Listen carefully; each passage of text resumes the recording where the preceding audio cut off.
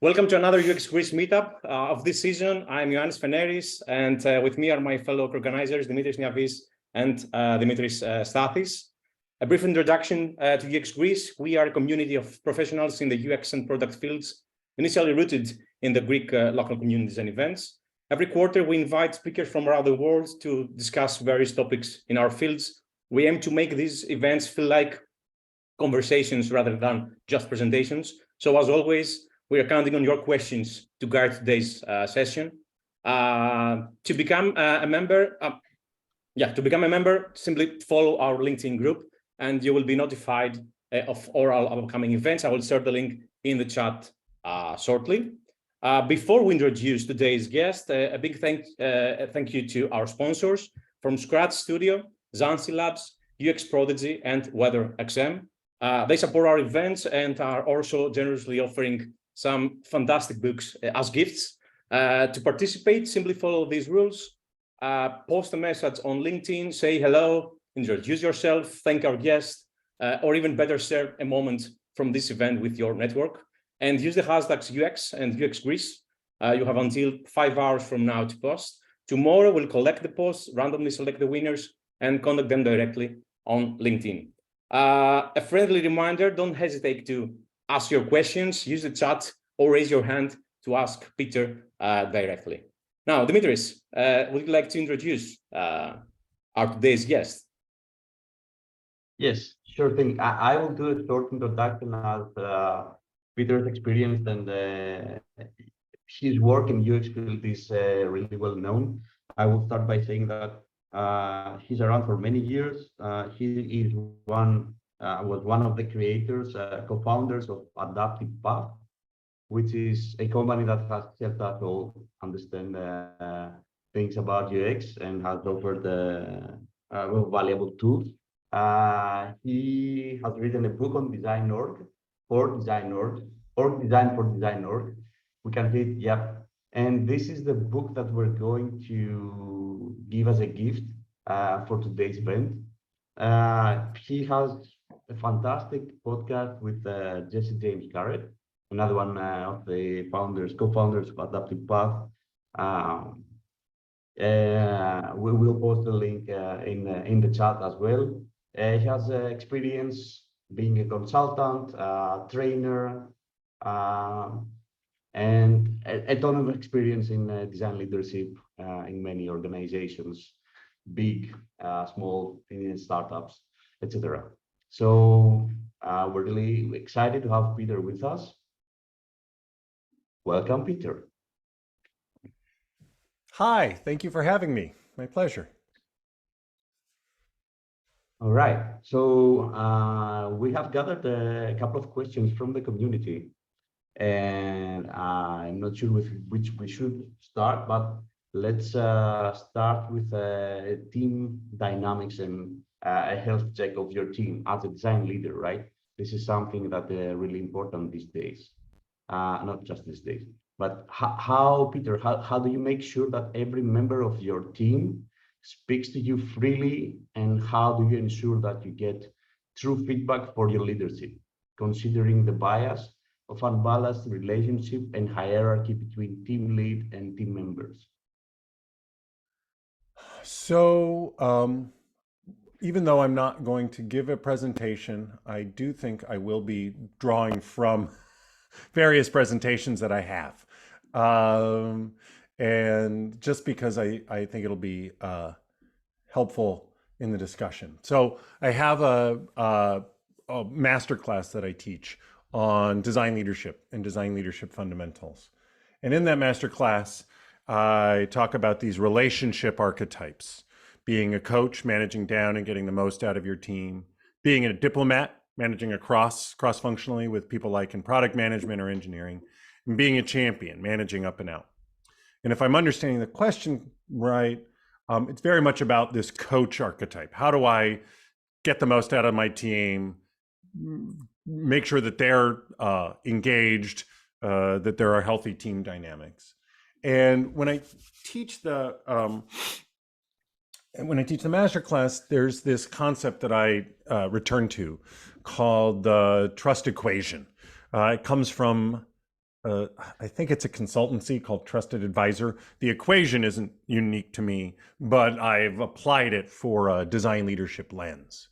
And so in order for anyone to get authentic kind of contributions from their team, the team needs to trust them as a leader.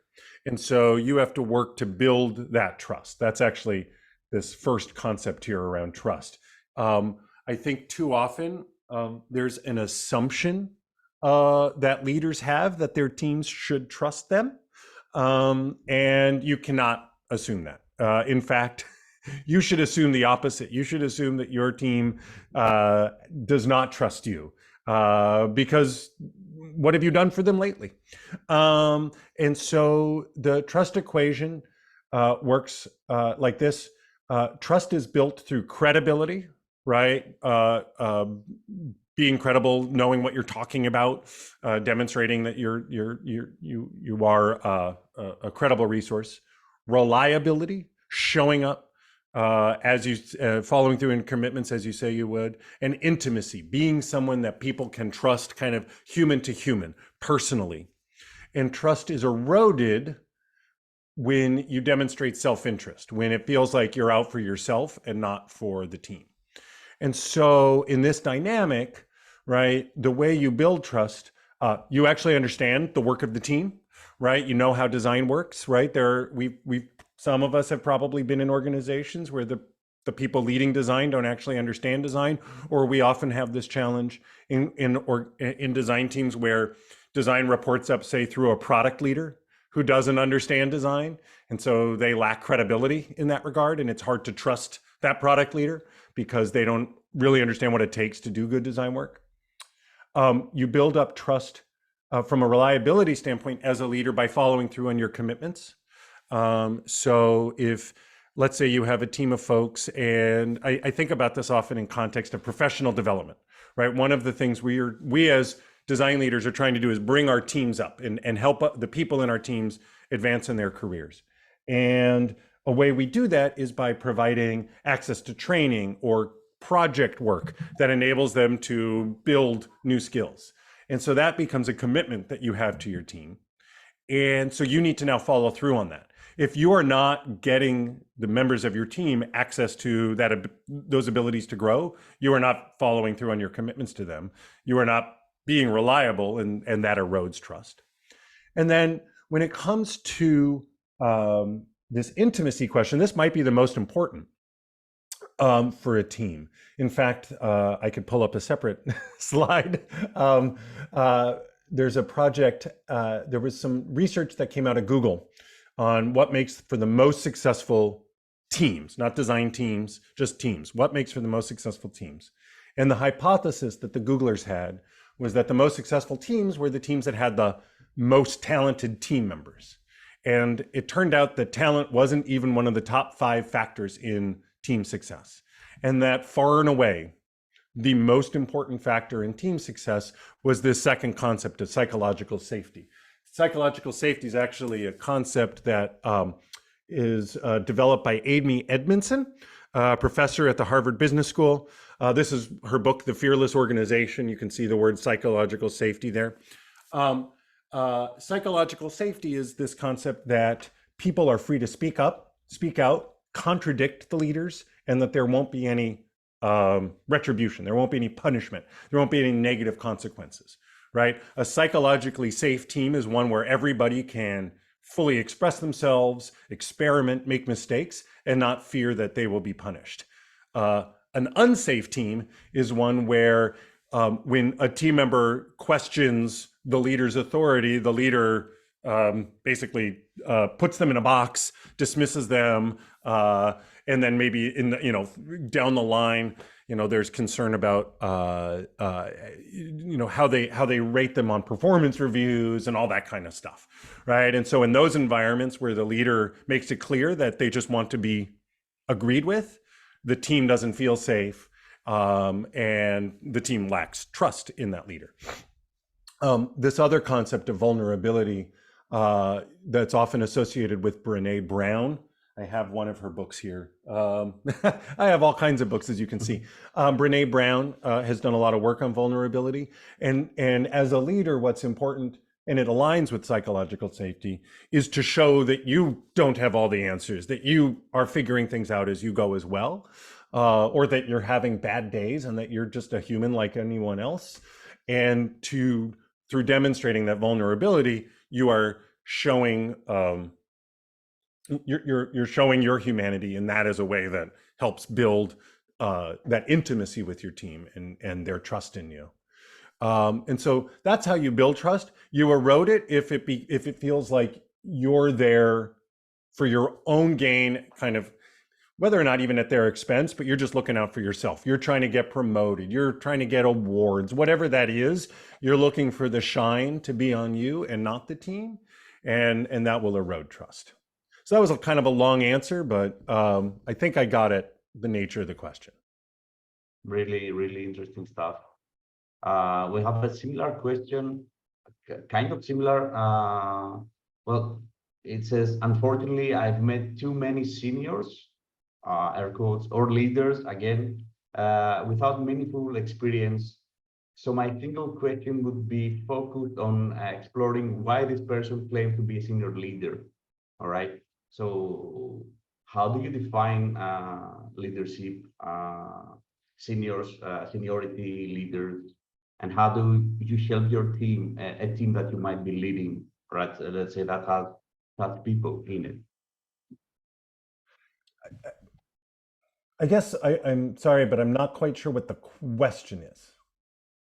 Like it's a problem when people who are not equipped to lead are placed in leadership positions. Mm-hmm. I will agree with that, but I don't quite know beyond saying that's a bummer. How would you deal with a certain situation? Like you have a team, like you go working with a company and you have a team that have people in such places that are not equipped to do the job, right?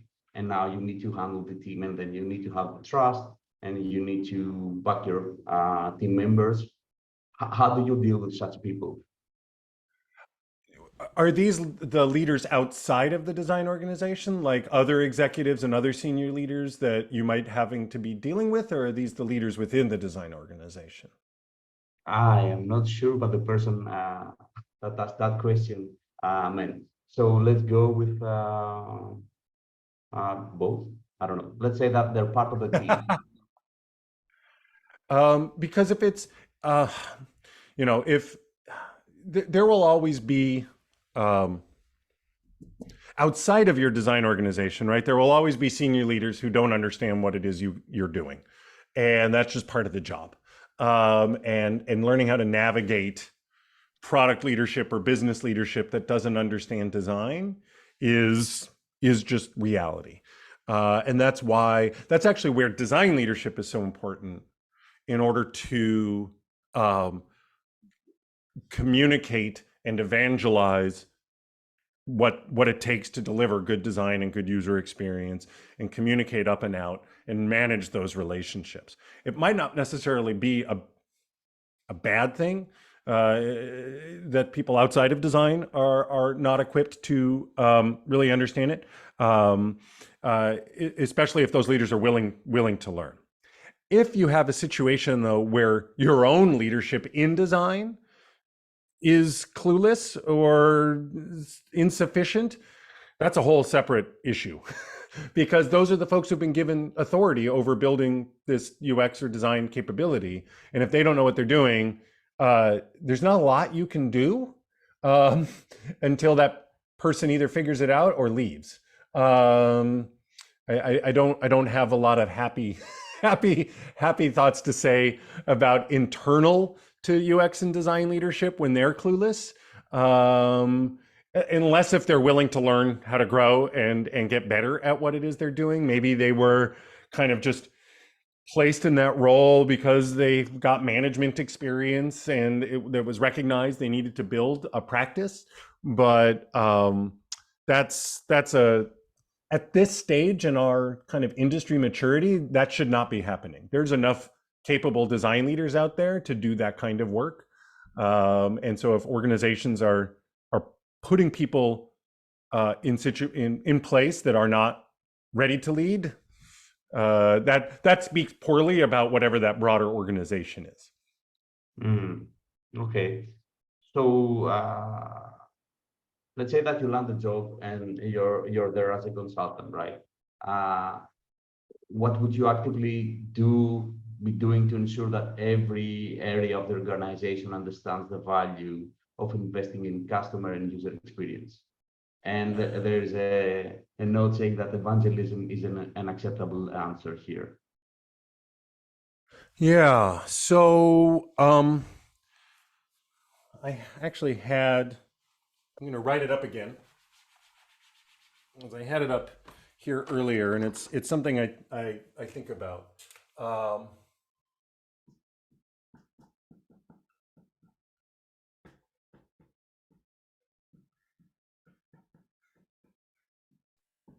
And I don't have it on a slide, so I have to write it on my whiteboard. What is the story we tell about ourselves? So this comes up. I do a lot of work with heads of design all over the world, Singapore, across Europe, North America.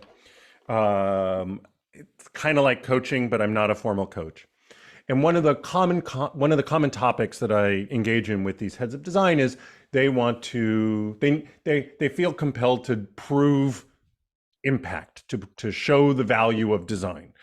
And as part of that, they're looking for either kind of magic UX metrics that prove that design is valuable, or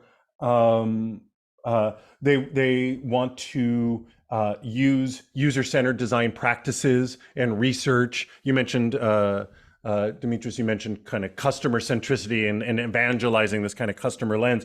So they're like, well, let's do a bunch of user research and show like either the challenges that we're facing or the opportunities that are ahead of us, and they will be made evident through this research. And often what happens is you do this research and you share it with your leadership and they don't care. And then you as the design leader, UX leader, are very frustrated because you're like, but there's evidence, clear evidence of what we should be doing. And the leadership doesn't care. And that's because people behave not based on evidence. If anything, the last 3 years and possibly all of human history has shown us is that evidence is insufficient in swaying people. And in particular, when it comes with engaging with your leadership and figuring out how to evolve an organization, that's where this question, I think, is helpful for anyone navigating this situation. What is the story that your leadership is telling about themselves or the company that they are leading? And you have to then connect your work and the work of your team to that story.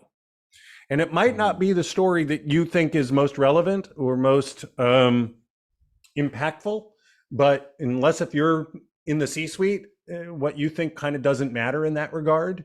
You need to connect the work of your team to that overarching narrative. So an example of that comes to mind recently, and it's fairly tactical, because often the story is, there's going to be some like big mission-driven story about the company that they're telling themselves, but then there's also the stories that executives are telling themselves about what matters. And so I was working with, or I am working with, a head of design of a small enterprise SaaS firm, software as a service firm. And the story the CEO is telling himself is that what matters is annual recurring revenue, ARR. That was all he cared about, because that is like the golden metric of any SaaS company. Are people not only joining, but sticking around? And the story the teams were telling, and in particular this design leader was telling, was about customer experience and customer efficiency and efficacy and that kind of thing, which is not, which can have a tie to annual recurring revenue, but is not one and the same. And there was this frustration happening where the design leaders communicating the nature of what their, what their team is working on and the flows that they are helping fix or whatever. And the CEO's like, yes, but what about annual recurring revenue? And so one of the responsibilities that we as design leaders have is figuring out how do we frame the work we're doing in the language and the narrative that leadership is providing. Because what I counseled her was, you can imagine the CEO is really hot about annual recurring revenue, and he's saying this to anyone who will listen to him, but he's not hearing it back. He's hearing about adoption. He's hearing about customer satisfaction. He's hearing about all these other things that aren't annual recurring revenue. And so then he gets really anxious because he's like, I don't think anyone else cares about the thing that I care about most. And so you need to reflect back on your leadership with the story they're telling themselves and connect the work that you're doing to that story, that overarching story, so that you can get a foothold, be heard by that leadership. If what you're saying isn't perceived to connect with it, it's going to kind of bounce off. If what you're saying is perceived to connect to it and to contribute to it, then it will be seen as it'll be something people pay attention to. Nice. We have a question from a member here in the event. Ivan, I hope I didn't butcher your name. Would you like to unmute and ask Peter your question? Hello. Yes, I can read my own question. Yeah. Hi, Ivan. Hey, hello, Peter. The question is, we've seen like lately with the latest,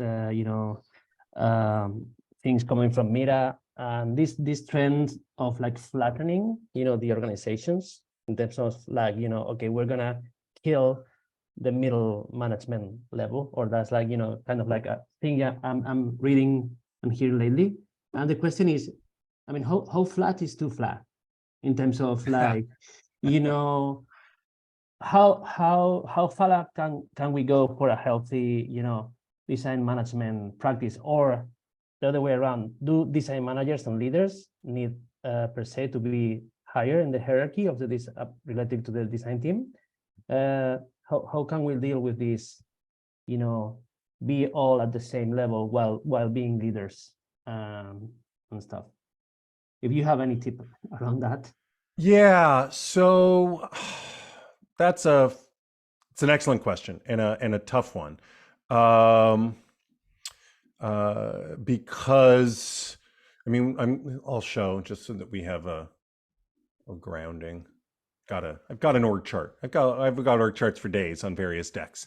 And this is an org chart from a talk I give called The Evolving Design Leader, which is actually very much about, I'll actually go here, which is very much about hierarchical design organizations. That's still, the standard, fairly typical, something that looks like this.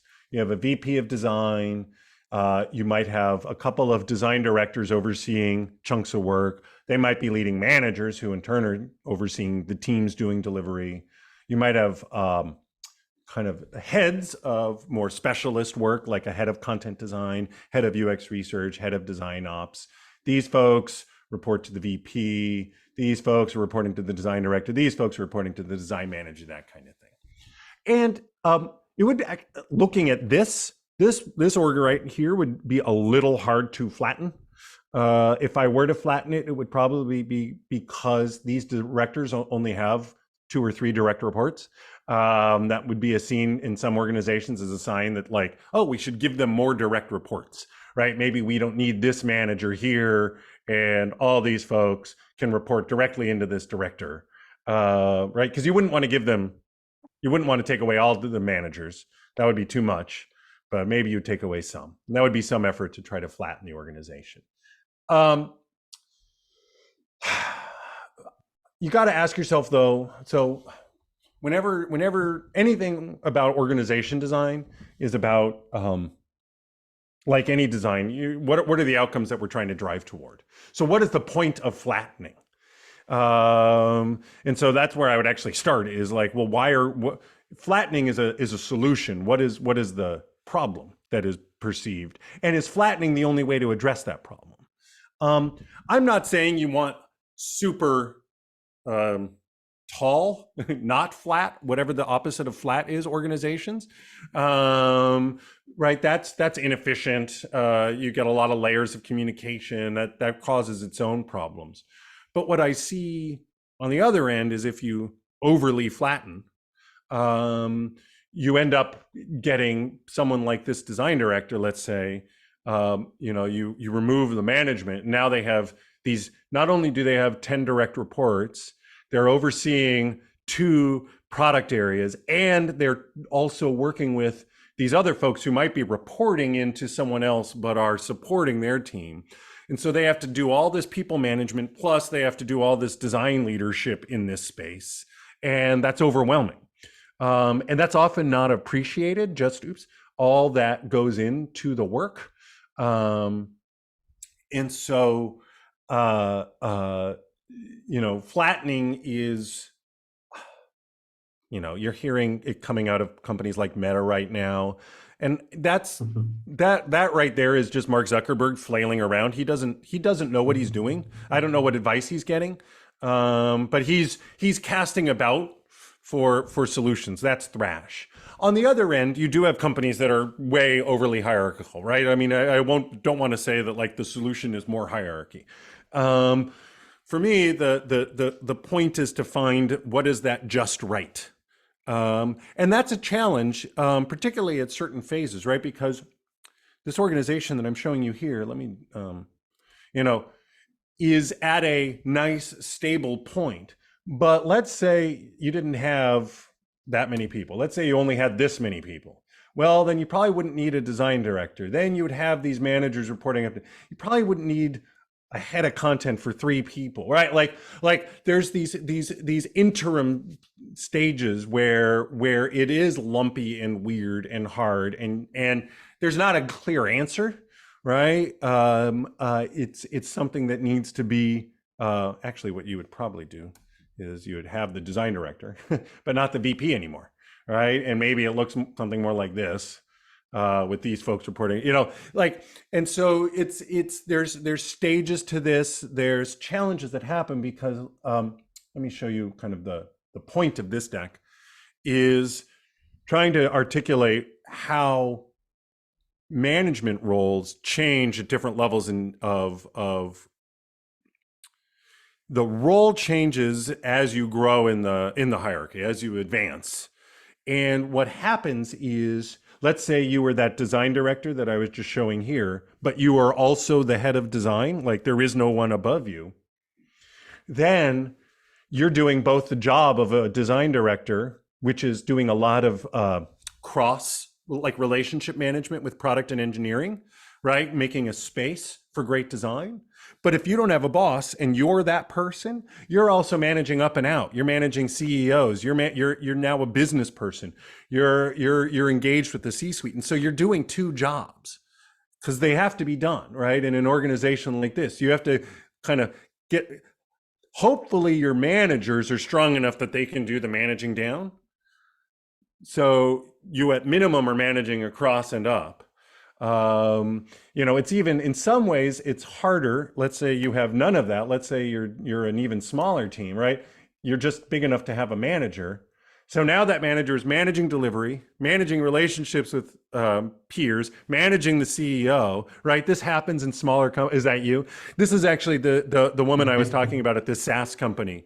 It is in a situation like this where she's having to pivot a lot. Now, the opportunity, or where it's not as problematic as I'm saying, is the company's smaller. So there's the surface area that you're dealing with on all of these things isn't as big. So it's more manageable. But what you end up having to do is really figuring out how to, it becomes a matter of time management. You have to time box this is the part of my job when I am managing down, I'm working with the team, I'm making sure the work is great. And when I'm in that mode, maybe I'm doing less cross management and up management, right? I'm making sure that the team is stable and delivering great work. When I feel good about that, when we've got the engine humming, okay, now I can lift my head up and I can start engaging cross-functionally and working with my peers. And then when I'm feeling good about that, then I can start managing up and out. But if you try to do all of them all at once, you end up getting this kind of schizophrenia. Everything just feels like everything all the time.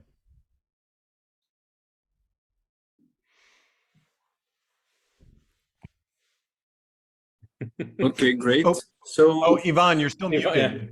Oh, yeah, thank you for the answer. I feel more like, understood now. It's just like, Are you feeling seen?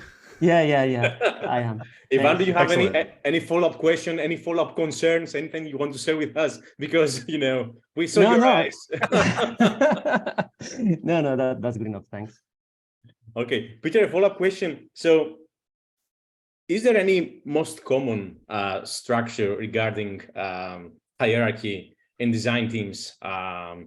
Or is it, what would be your tip, your guidance regarding how teams should be, got bigger and bigger? So is it, what are the main risks we have to, think about when getting bigger and bigger in an organization as design teams? Hold on one moment, because I've written about this, as you might imagine, and I'll drop that in the chat. So, in this blog post that I just put in the chat, I won't share the screen, is addressing what I started to see as what I'm calling this emerging shape of design organizations. And that first, this is kind of a more mature state of that, right? So it's not showing the growth up into this point. This is, when I work with teams.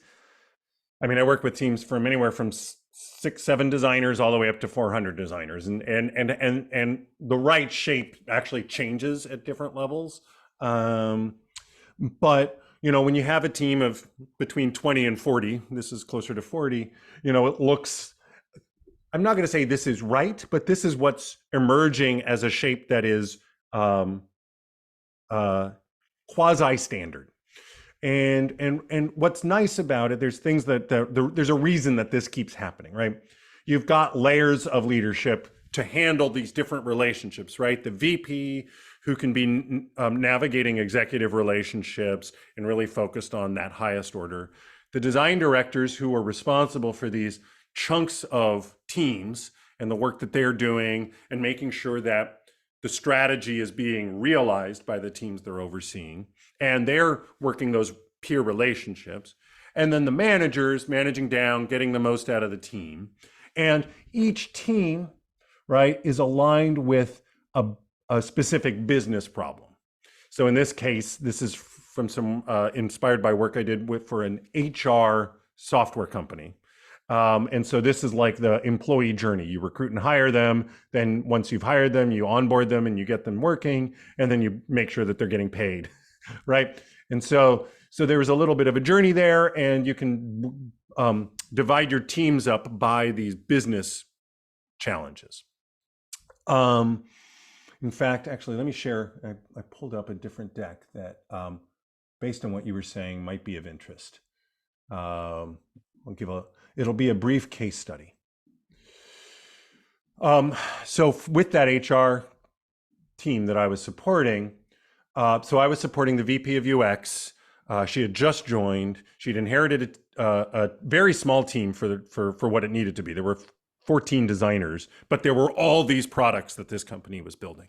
And she'd had a mandate to grow, to go from 14 to 40 by the end of the year. And so that would have been about 9 months' time. And what we didn't want to do was just throw designers at all of these products individually, which is kind of, say more of a Spotify squad model, just embed a designer in every one of those product teams. That wasn't how we wanted to approach it. And so I mentioned that employee journey. We actually use that employee journey as a way to then organize these products, right? So for recruit and hire, those couple of products. For onboard and work, those 3 products. For comp and benefits, those 5 products that were on that last page, right? So this was essentially information architecture. How can we start grouping things in a way that makes sense? And then there were also products that were either what we called shared experiences. So they weren't part of this journey, but like a search feature, navigating, the dashboard, or the log, like what you land on after you log in. So it's not any specific product, it's more this kind of navigation orientation. And then there were these platform products that were mostly technical, though the design system did live in there. And so using this journey model helped us start putting some shape to the teams. And this is actually kind of more specifically where we were planning to grow based on what we had. When I started, again, there were 14 designers, not the 20 plus all these others, the 30 some that you're seeing here. What I'm not showing is kind of where we were and how we got there. To answer your question though, right? Organizing, having teams that are organized around a business problem, right? I think is a smart way of growing, as opposed to just embedding them on products. Like, is there something that's more meaningful from, in my case, a customer journey standpoint that you can organize?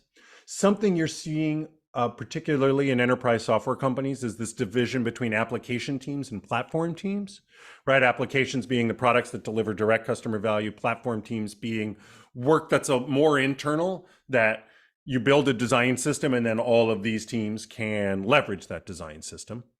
And then the other thing that's emerging is how you handle maybe more specialty functions. So this team wasn't building out a content practice anytime soon, but was going to be building out a dedicated UX research practice. So we were, I helped them recruit and hire their head of UX research, and then she in turn was going to hire UX researchers that would be assigned to these verticals, but managed by the leader, right? The research leader, as opposed to being managed by the design director. And then same thing with building out a design operations practice.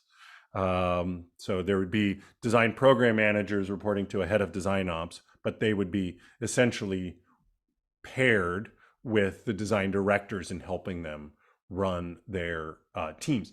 And so this shape, the reason I wrote about it is I've been seeing something like this over and over and over again. Or when I work with my clients, I propose something like this and they look at me and they're like, yeah, that actually makes a lot of sense.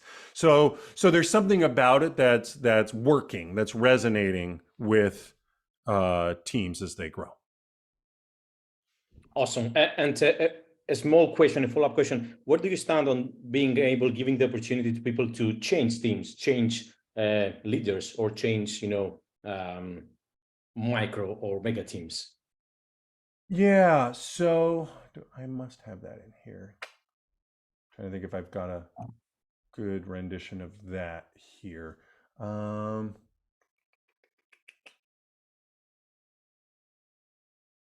moment. That is a pretty sweet deck that you have there, Peter. Really interesting. I'm trying to give us more and more, screenshots from this deck with follow-up questions. So this is from a different talk, but very similar themes, where I advocate against embedding designers in feature teams in favor of organizing design as a team working across a set of features or product teams with some theme that connects them, right? And that's what I was showing before, right? In that other org chart. Right, you had 4 designers working on possibly 5 different products, but those products were all around compensation and benefits for employees. And so the 4 designers, they're not thinking about those products individually. They're just thinking about, how do I design the best compensation and benefits experience, and then these products are the way that we deliver that. One of the benefits of approaching design from a team standpoint is that it allows you to have different kinds of designers, right? If you embed designers, every designer has to be the same, right? Because they have to be able to do, that's what this slide is. They have to be able to do all these things, because this is what it takes to deliver software, is visual design and interaction design and user research and IA and copywriting and all like, and so, but the reality is they're not going to be great. No one is going to be great at all of those things. And so one of the benefits of approaching it as a team is you can have some people who are, that's what I'm showing here. You know, imagine these little verticals are different skill sets, right? Some people are really good at some things. This person's a 5 on whatever this skill is, whereas this person's only a 3. This person's a 5 on this first skill. This person's only a 2, but that's okay, because when you add it up, you get a complement of skills across the whole team, where someone is a 5 on everything except for whatever this 6th skill is. And so that's the benefit of, that's one of the benefits of teaming. Another benefit of teaming is, so you'll see the S's in here. S stands for senior. So one of the problems that happens when you embed designers is you often get junior designers working with higher level product leaders and engineering leaders. And so in that instance, those junior designers just become, they're just told what to do. It's hard for them to really contribute as a partner. Whereas if you have senior designers who can manage, say, a couple product relationships, again, they're not embedded, that allows them to be a peer-to-peer partner as opposed to someone who's just being told what to do. And then you still have junior designers, and this is a long way to get to the answer to your question. These junior designers, one, they get to float across this whole kind of team here. They might be supporting the team lead over here. They might be supporting the senior designer, kind of depending on where each of these product teams are at in their cycles. And then maybe there's other teams. I'll zoom away. Oh, this is a messy slide, sorry. Here we go. You know, there might be other teams, right? That let's say you as you scale, you have for a buyer experience team, you have a discovery design team, the purchase design team, the post-purchase design team. You could imagine these designers, these more junior designers, moving, say, between these teams, working with different team leads. You don't want to do that with your senior designers because you want this commitment is really important. So that the product managers don't feel like they're having to deal with some rando every few months. But you can do that with your more junior designers. You can kind of give them what in some companies would be called a rotation and exposure to different leaders, different problems, that kind of thing. And opportunities to grow and become exactly. Awesome, thanks a lot. Dimitris and Dimitris, do we have another question in this topic or similar topic? We have in a similar topic. We are kind of going away from exclusive design, but Marilia wants to ask, in very small companies, at their first steps, people with CEO positions take on leadership duties due to a lack of resources. Does having as a leader a person who is also the company's CEO influence the employees? And how does this affect the team's growth in terms of the trust you analyzed earlier? And to close this, in your experience, is it proper for a person to perform both roles and be equally successful? And if not, what are the risks for that?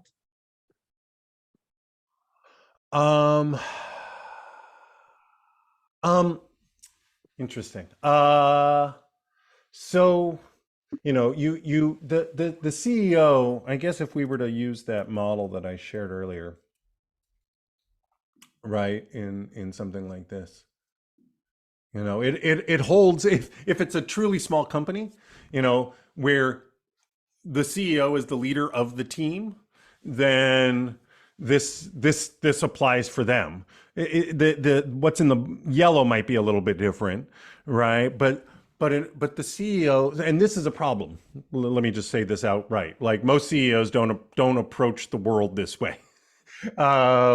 Most CEOs just are like, no, you should trust me because I'm in charge. Or I don't care if you trust me, I'm in charge, you have to do what I say, right? There's this unfortunate behavior that a lot of CEOs exhibit. And what you hope for from your CEOs is a desire to engage their team in such a way that the team is bringing their own passion to the opportunity and not feeling like they're doing whatever they're doing because they were told. And that's where something like this trust equation works, right? Now, a CEO might not know how your team works. And so maybe they're not credible as a design leader. And so that could be an issue that hopefully, if they're, say have an engineering background or a business background, they're willing to demonstrate the vulnerability that they're not the right person to lead the team. And so even though there might be some deficit of trust here, they increase that trust through intimacy, through recognizing their own shortcomings and leaning on the team to stand itself up. Following through on their commitments, right? So that holds, right, in terms of whatever the CEOs that if the business is struggling or failing or other, like their job is to keep the company functioning and afloat, and so that's their primary commitment that you would expect from them. And you want CEOs that you want to work for CEOs where their passion isn't their own ego, but the success of the company, the success of the organization, that there can be some shared understanding of what success looks like. I guess an obvious example of this is, can you imagine literally any employee at Twitter trusting Elon Musk? No, full stop. And so, you could a CEO could use kind of an approach like this to get the most out of them. I'll also share this next slide. I mean, this whole set of material is around this kind of coaching model, but this one I think plays into this, where there's there's people's ability and then the amount that they engage, and the combination of that is how you realize performance. And simply getting people to develop their skills still might only deliver low performance. What delivers high performance is motivation, is people being driven to do great work, right? Having that higher engagement. That's what gets high performance. There's a book, so this diagram comes from a book called High Output Management by Andrew Grove, the former CEO of Intel. This book, High Output Management, is one of the classic kind of very pragmatic management texts out there, and still a good resource. There's another book called Drive by Daniel Pink, and he talks about what drives people, what gets them to perform at their best. And he identifies these three qualities of autonomy, mastery, and purpose, right? So in thinking about it from the CEO mindset, what you don't want is the CEO telling people what to do. What you do want is the CEO telling people where we're headed, what the goal is, what the opportunity is, what's that bigger story, and then allowing people to figure out how they're going to get there. That's where the autonomy is. I have control over how I do the work and how I realize results. Mastery, your CEO is probably not even thinking about this, but what this is about is people are motivated to continue to improve in their abilities. There's another book that you might be familiar with called Flow by Mihai Csikszentmihalyi, which is about this concept of the flow state. When do people get in that flow state? Where they're just doing their best work. They feel like they're in the zone. You're in that flow state when you are being pushed just above your current capability. If all you're doing is stuff that's well below your capability, And I think one of the questions that was coming out was, or we talked about it before people joined the call, was around the effect of AI on design. I am happy for AI to design all the onboarding flows in the world. That is a solved problem. And none of you should be spending a lot of brain power designing yet another onboarding flow, right? That's not from a mastery standpoint. We are not going to engage in your mastery unless if you are at the very outset of your career. But if you're telling senior designers to design another onboarding flow, you're basically like asking them to do pretty basic work. That's not mastery. You want to tell those senior designers you want them to be solving problems that are just at the edge of their ability. And that's when they're going to be most motivated. They're going to do some self-learning. They're going to try a bunch of things. They might fail, but then they'll figure it out and learn. So that's how you get them motivated. And then this last point, and this does resonate, this is what CEOs basically should be more than anything else in their organization, is kind of this purpose engine.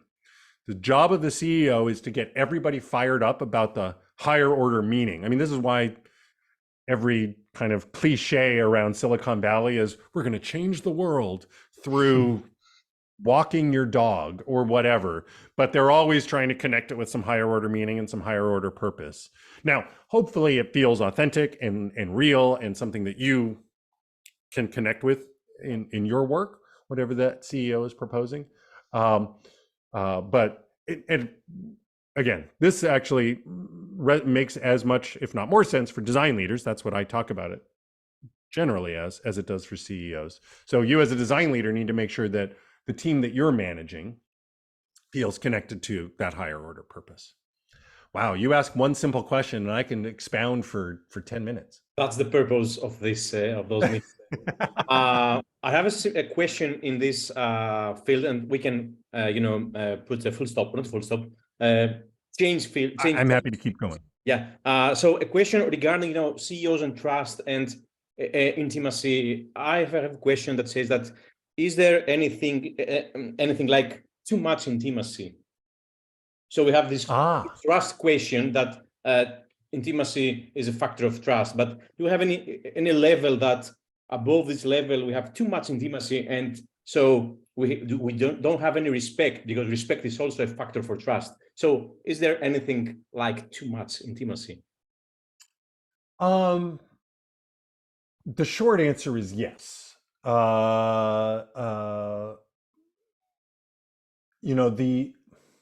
As leaders, so thinking about it from the standpoint of leadership, you want to be vulnerable, you want to be intimate, you want to connect with your team. But yes, you can go too far. The most obvious way you can go too far is putting your problems on your team. And it's a difficult balance to strike, because if, let's say you have some, you're aware of some very real issues at your level, layoffs are coming and you've heard the news. What you don't want to do is then in your next all hands be all down and deflated and kind of bring that energy to the team, because your team is looking to you for guidance. And if you're bringing negative energy to the team, they're going to demonstrate negative energy. And so one of the challenges for leaders is to figure out how to maintain positivity even in the face of difficult times. That said, you don't want to lie to your team, because that will totally erode trust. Your credibility and reliability evaporate if you're like, there are no problems. If someone asks point blank, are we about to get laid off? And you say no, but they are, like, that's a non-starter. And so if you're in a situation where this kind of thing is happening, you probably want to work with your other leadership peers and people in HR to understand, like, what is the story we are telling? How are we talking about this in a way that isn't deflating, but is truthful, is authentic? Because you don't want to shield. We had recently Jehad Afane on the podcast. He's the head of design for Toast, the chief design officer at Toast, which is a restaurant order mechanism, point of sale mechanism in restaurants, but you can also order it on your phone, primarily for pickup. They're not a delivery service. They're not like DoorDash or Uber. And they're primarily about like just helping restaurants kind of manage sales, point of sale. And one of the things he talked about is one of the ideas around design leadership is that being the shit umbrella, right? There's all this crap that could come on the team, and the job of the design leader is to protect the team from all that crap. And while I think there's a certain truth to that, there's a lot of shit that can come down on a team that will distract them, deflate them, discourage them, that's not appropriate. Something he pointed out is you don't want to shield the team from like how the company works, right? You don't want to shield the team from what they need to know, let's say when they get promoted, right? You don't want them to think everything happens one way and then, you know, they're promoted into a management position and they're like, oh, this is totally different than I thought it was because you were shielding me from this, right?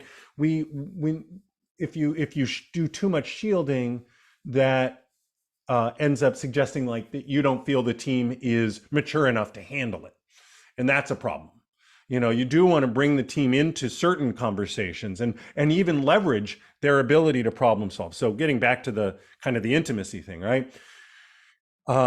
You know, if there's some difficult times where the team might be a resource to help you think through it, and you know that they'll feel engaged and motivated because if they love the company like you love the company and the problems that you're solving, they'd love to be part of that solution, figuring out those solutions. And there's also so for intimacy, you know, you don't want to bring your bad day on others unless if you're just like, you know what, like I'm having such a bad day that I probably shouldn't even be here. Like I need to like step out, like it happens to me like it happens to anyone, and just be upfront and honest about it. But you don't want to like make your problems their problems. The other thing you don't want to do, right, as there's so I work at, I do most of, not most, but my main contract right now is with JP Morgan Chase, the 5th largest bank in the world, the largest bank in North America. And I'm working for this design team that has 800 people in it. And my handler internally is this woman, Lori, who is responsible for essentially practices and growth. How do we help people grow in their careers? And she also, though, has a background in diversity, equity, and inclusion consulting. And the reason I'm bringing this up is one of the concepts of intimacy and vulnerability that comes up is people bringing their whole selves to work. We want to create a space where people can bring their whole selves to work. And I've advocated for that as a you know, in my management training. Like, yes, you want people to be able to be their big messy selves at work. And she pushed back on that. And I think in a way that kind of connects with this intimacy thing, which is interesting, right? Because, you know, as someone who's advocating for inclusion, you'd think that she'd want people's whole messy selves at work. You know, their backgrounds, whether it's ethnic backgrounds, their disability backgrounds, whatever it is, bring it all. And she's like, no. We want to create a space where people bring as much of themselves as they feel comfortable bringing and no more. So if they don't want to bring their queerness into work, that's fine. You cannot say, but I know you're queer. You should show up as more queer. Like, that's not appropriate. They're like, no, that's not how I want to show up here. Or I don't want to show up as a representative of my race or my ethnic background. Like, that's not appropriate. So the idea is to create a space where they bring as much as they want, they feel comfortable bringing as much as they want, but you're not forcing them to bring more than what they want, because like it's a job and they're there for money, and then they leave, and maybe they want to have a division between their work and their personal lives, and that's healthy and that's okay. Awesome, thanks a lot. Dimitris and Dimitris, another question, another topic or the same topic? Yeah, it's kind of a little bit touching the previous subject, but that we've been discussing. But it's from Maria. So, Maria, would you like to ask the question yourself? Yes. Hi, Peter. Hi, everyone. Well, I have this question. What are the most common mistakes you have seen among organizations make when it comes to implementing user experience design or UX methods? And how do you suggest to address these issues? I mean, the common problem is that companies think they want user experience design because it's out there in the world and they hear about it and they know it's supposed to make products easier to use or more pleasant to use or delightful to use. But then they don't really understand the implications of what it takes to do good user experience design. And so they hire UX designers and then have them work in embedded teams in 2 to 3 week sprint cycles, where at no point can those UX designers actually do their work, right? Because they're just churning out artifact screens. And unfortunately, that's pretty common. And that's not just common with UX design. I was talking about diversity, equity, and inclusion earlier, right? We're seeing a lot of companies, especially with all these layoffs now, kind of that investment they were making in DEI 3 years ago is now receding. And it's because they did the easiest part of that investment, which is the hiring. You can hire, Black people, brown people, queer people, trans people, neurodivergent people all day long. That's actually the easiest part of that change is the hiring. What's much harder is once they're in your organization, making space for them to be however much of themselves they want to bring to the company, which will likely cause friction with whatever the existing power structure is. So we saw this. There was I don't know how public it became in Greece or other parts of Europe, but there's this company, they're called Basecamp now. They were 37 Signals. They also have Hey.com, and they were hiring for diversity and hiring millennials and all this type of stuff. And then it turns out when you hire diverse millennials into your workforce, they start wanting to talk about politics in the context of work. That is interesting to them. That is important to them. That is meaningful to them. And the white older leadership was like, that's not work. Stop bringing politics to work. We're here to do the work. And they're like, but that is the work. And what that older white leadership hadn't understood is it's not simply enough to hire folks. You need to allow those folks to engage as they see fit. And so that means changing practices and processes. And the same is true for user experience design, right? Hiring designers doesn't solve the design problem. You need to adopt new ways of working. And so I've got these 2 books, right? Marty Kagan and Silicon Valley Product Group advocate for evolved product development practices that include product discovery. Right. And that's how you start to see companies embracing user experience design in a way that feels more appropriate, potentially more impactful, is by not just doing everything in 2 to 3 week sprint cycles, but having what's called dual track agile, where you have discovery cycles that tend to be longer. They can be month long, 2 months long, and then the delivery cycles, and they're operating in parallel. There's an article, I'll see how quickly I can pull it up, by Jeff Patton that actually has a great a visual that I use in some of my talks, and I'll just drop that in the chat there. So anyway, there's more I could say about it, but so this is the last thing I'll say is this is why I talk so much about design leadership. I'm actually not super motivated by the concept of leadership in and of itself. That's not meaningful to me. I'm an org designer. I wish I didn't have to talk about leadership except defining leadership roles. But the org designs that I propose, usually with my with the people I'm working with, in order for those org designs to work in the companies, they need a leader to advocate for them, to fight for them, to evangelize for them, to see them through. The same thing is true for process and practice and new ways of working.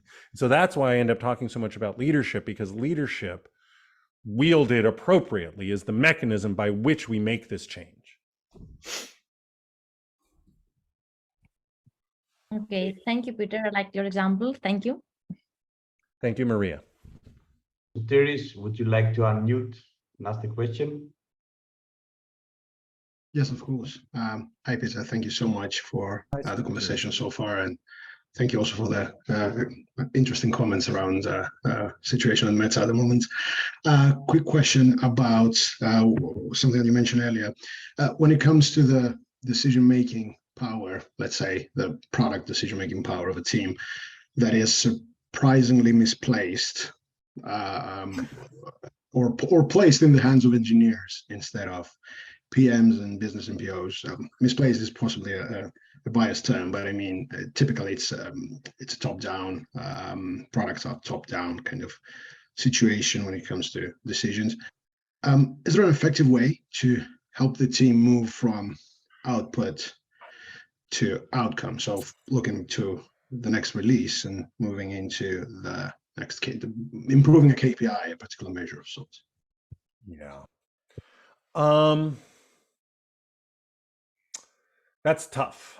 If anyone should not be given control, it is engineers.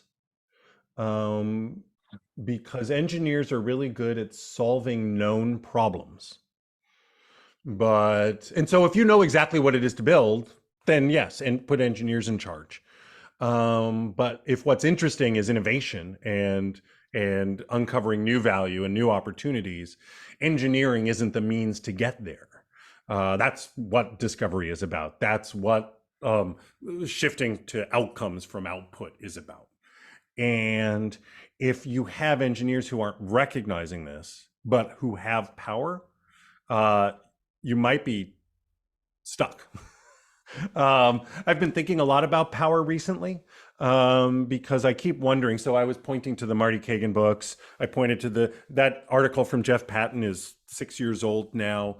There's Teresa Torres who writes about this stuff. There's Melissa Perry. There's a lot of really smart product thinking out there that's telling people what to do. That is right, or at least way better than it is than we see in most organizations. And that's been true for at least a decade.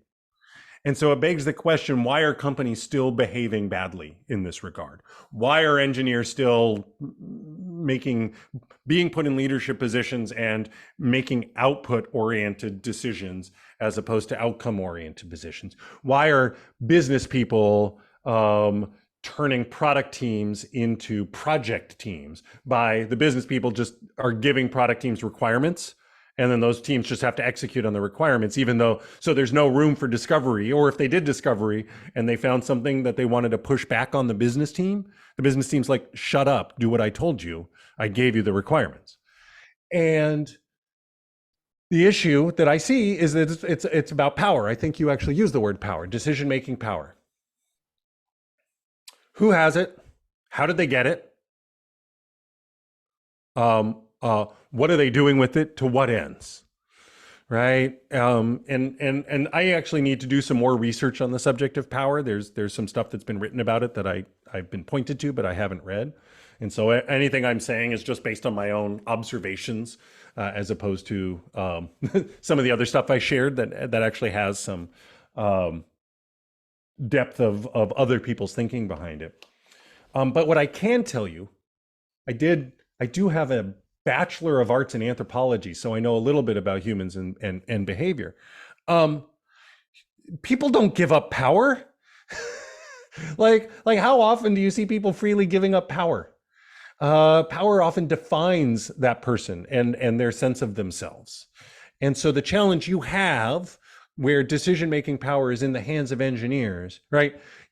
The only way forward is for them to recognize that they should be distributing and delegating that power among others. And they're likely not going to do that until circumstances are dire. If things are, in their view, fine, they're not going to change. And they're going to keep power, because you know what's great when you have power? Maintaining it. And so what's going to get them to change is either some type of enlightenment, some recognition that they're not able to, like their impact is no longer scaling, they're not growing, they're stuck. And so maybe a willingness to try something new, or the reverse, like things are going sideways, things are going in backwards, and they're looking for other ways out. Though in my experience, when engineering types are in that situation, they actually double down and they don't distribute power, they actually get even more micromanaging. Because that's the engineering mindset. And I don't mean to say this to crap on engineers. Like, there's a value to an engineering mindset, there's a value to a designer mindset, there's a value to all these mindsets being brought together and solving the problem together. But when one narrow view gets the power, like, it's really hard to unmake that. I mean, to a certain degree, Soteris, it's connecting back to this question, right? That's the way forward. How do you unpack the stories that the people in power are telling themselves? And is there a way that you can use this as like a judo maneuver, right? Use that weight against them to advocate for your agenda. So this is something that we are going to constantly deal with, right? Unless designers got to be those hippos that got the power. So they are going to keep the design decisions to them, but these decisions are going to be like the mature way.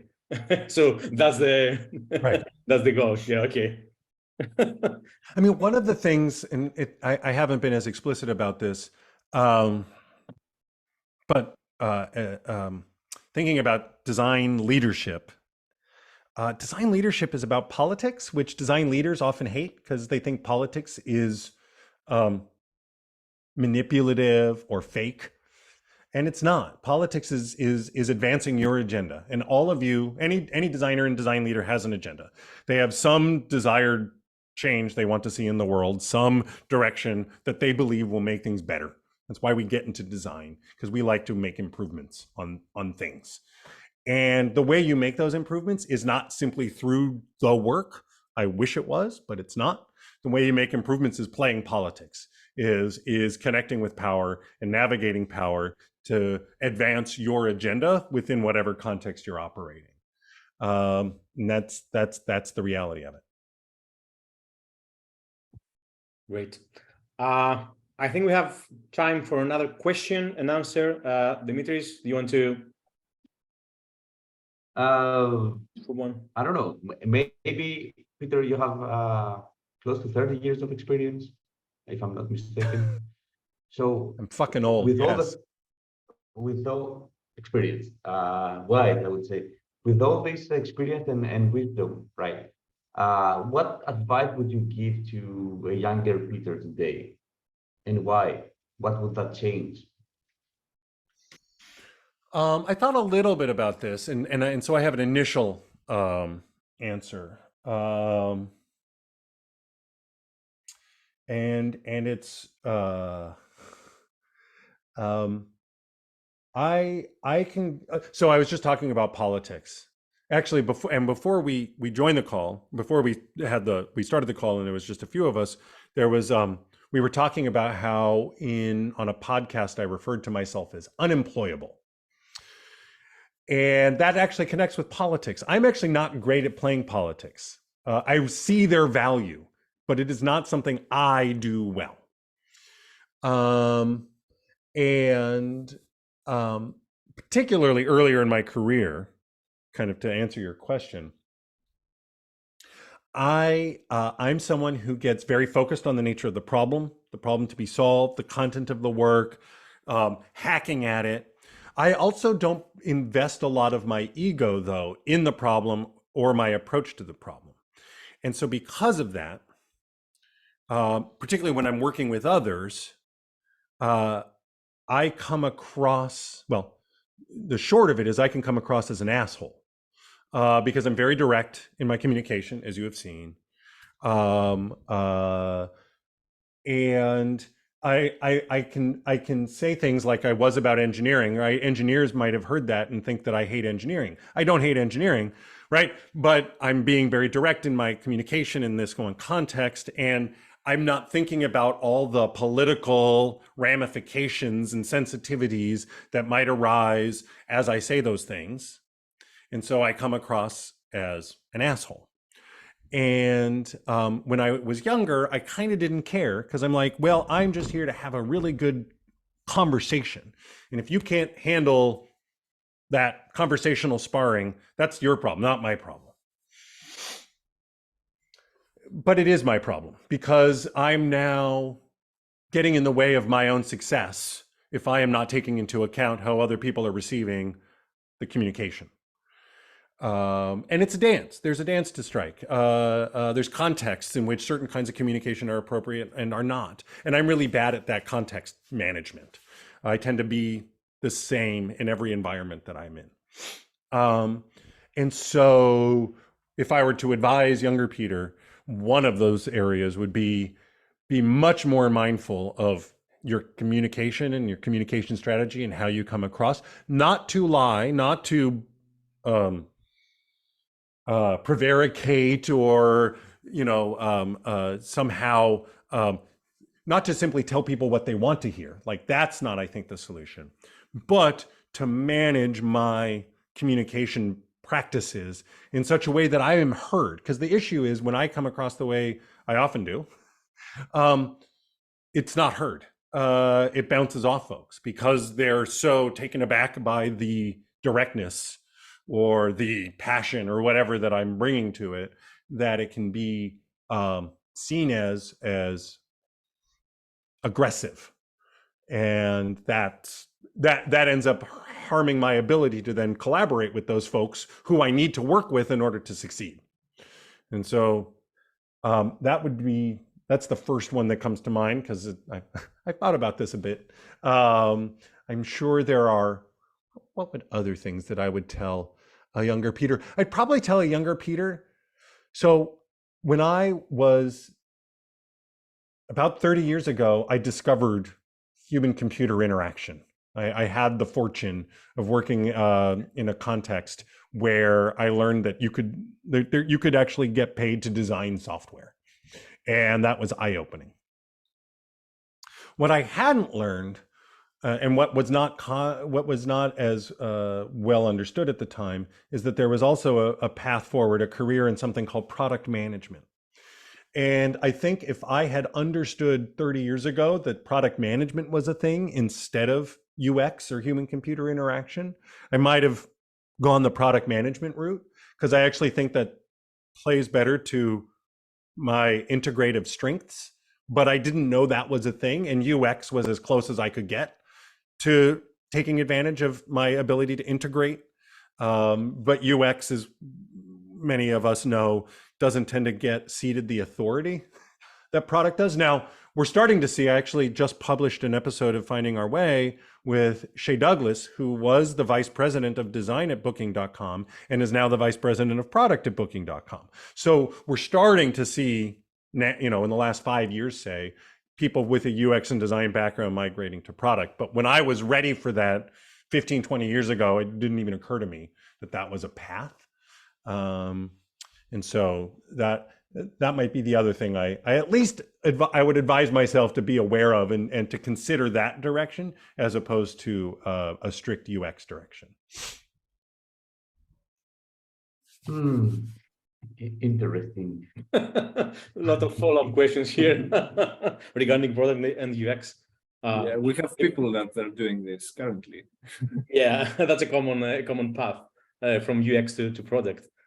Do you have any follow-up question? Any very quick question, Dimitris? Or I find it interesting that when I ask people that have such vast experience, the thing that they would change is something that it's not directly on the craft. Like I would do more user journey mapping, etc.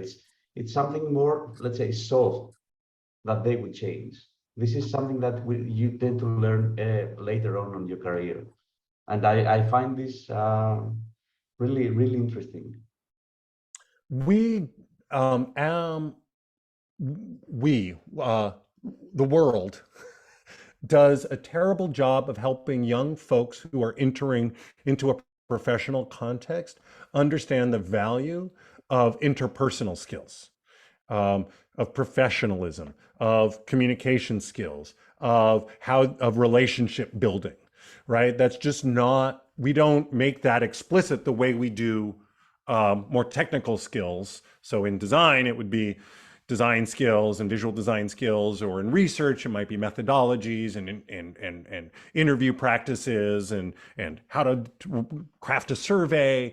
And in content, it would be writing skills. Like those technical skills we are really good at pinpointing and helping people early in their career understand the value of. But the interpersonal skills, I try not to use the word soft skills. The interpersonal skills, we don't shine a light on. And I think we're doing those, earlier generations of professionals a disservice, that we are not helping them understand how important those things are. True. so Great. We have a question from Nikos. Nico, would you like to ask the question? Yes. Hello. Hello. Really interesting meetup.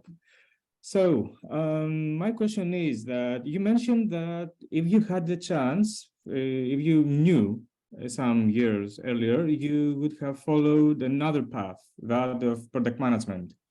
Do you think that this is a one-way path for a career path for UX designers, that one day all of them, they will finally become product management? They should become, it's better for them to become, it's a natural, I don't know, process to become?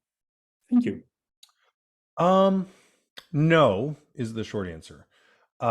It is a path forward. And in many contexts, for many design leaders, it's the path by which they will realize the authority that they seek. But I think we're starting to see, it's early days, but I think we're starting to see some recognition that being a design leader is interesting in and of itself, and is starting to get elevated such that that design leader has the authority that they are able to fulfill. And what the reason why you might want to stay in design as opposed to move to product is true, mature, senior design leadership should be able to oversee an end-to-end customer journey, end-to-end service experience that includes more than product, right? Includes marketing, includes sales, includes product, includes service and support. Let's say you're an enterprise SaaS, right? And you have these kinds of silos. There's no reason design can't develop or at least contribute to that end-to-end journey. And so if you only were in the product part of it, right? If you went from design to product, you're going to be in the product part. You're not going to be as involved with marketing. You're not going to be as involved with service, sales, and these other aspects of that customer experience. But if you are in design, you might be, we're seeing more and more design leaders granted at least the ability to contribute across that end-to-end journey. So again, it's early days. Not many design leaders have that purview, but it's happening. And I am hopeful that we will see that only increase as companies recognize the importance of delivering a coherent end-to-end experience and how it drives the business values that they're seeking. Nice. Thank you. I think that is a great way to end the conversation. Indeed, you. indeed. I Thank you think so that, much, and that's the part that in some years you get the recording and you see again how much things are changing from, you know, decades to get decades, but we are still early enough in this journey of UX and product and being designers in the digital world. Great. Let's share just my screen and say that, okay, Peter, we can't thank you enough for sharing all those amazing insights, tips, slides from your decks, information with us today. We are so grateful you could join us and be a part of the UX Greece community chat. A big shout out to everyone who joined in on the discussion. If you got more questions, head over to LinkedIn. Let's keep the conversation going. And don't forget that I'm very active on LinkedIn for what it's worth. Exactly. And you can get answers from Peter, and you can also get a chance to win some books thanks to our sponsors. Use the hashtags UX and UX Greece in order to find you and post within the next 3 or 4 hours. Speaking of our sponsors, let's show them some love. From Scratch Studios, Janssen Labs, the UX Prodigy, WeatherXM, thank you very much. Heads up, because many of them are looking for UX professionals, so make sure to check their profiles. One more thing, stay in the loop by following the UX Greece page on LinkedIn, and also by joining the UX Thessaloniki and Athens UX communities on meetup.com. We've got more cool events coming up this season. And I think that's a wrap. Peter, again, thanks a lot. Wait. Everyone. Peter, besides LinkedIn, where people can find you, I think that you have a workshop coming up. There are a few seats. Workshop there. is, yeah, the workshop is full, but petermerholz.com, I continue to publish. But LinkedIn is probably professionally where I'm most active. And feel free to follow, and the kinds of things we were talking about here are the kinds of things that I've been writing about there. If you found that interesting. Perfect. Great.